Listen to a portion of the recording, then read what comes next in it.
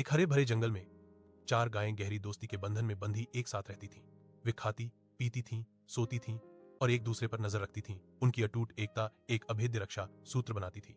जंगल का कोई भी दूसरा जानवर उनके पास जाने की हिम्मत नहीं करता था, क्योंकि वह जानता था कि अगर किसी एक को खतरा हुआ तो बाकी तीन तुरंत उसकी मदद के लिए आ जाएंगे। एक दिन एक चालाक बाघ ने उनके सामंजस्यपूर्ण अस्तित्व को देखा।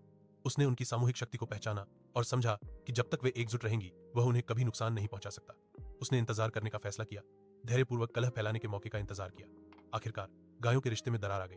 वे झगड़ने लगी, एक दूसरे की पूंछ खींचने लगी, यहां तक कि अपने सींगों से एक दूसरे को घायल करने लगी। उनके बढ़ते संघर्ष को देखकर बाघ को अपना मौका सूझा।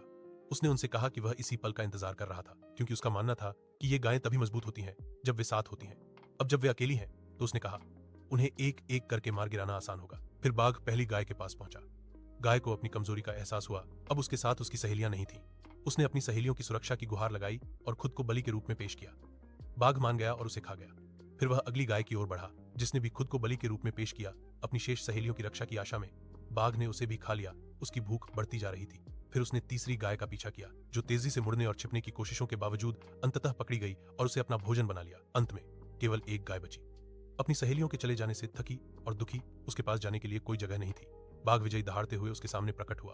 उसने समझाया कि उसकी सहेलियों की फूट ने उन्हें आसान निशाना बना दिया है। फिर उसने आखिरी गाय पर हमला किया और उसे भी खा गया। जंगल में सन्नाटा छा गया, जो फूट के विनाशकारी परिणामों का प्रमाण था। बाघ ने कभी दुर्जय समूह पर आसानी से विजय प्राप्त कर ली और छाया में गायब होने से पहले एक अंतिम भयावह दहाड़ लगाई।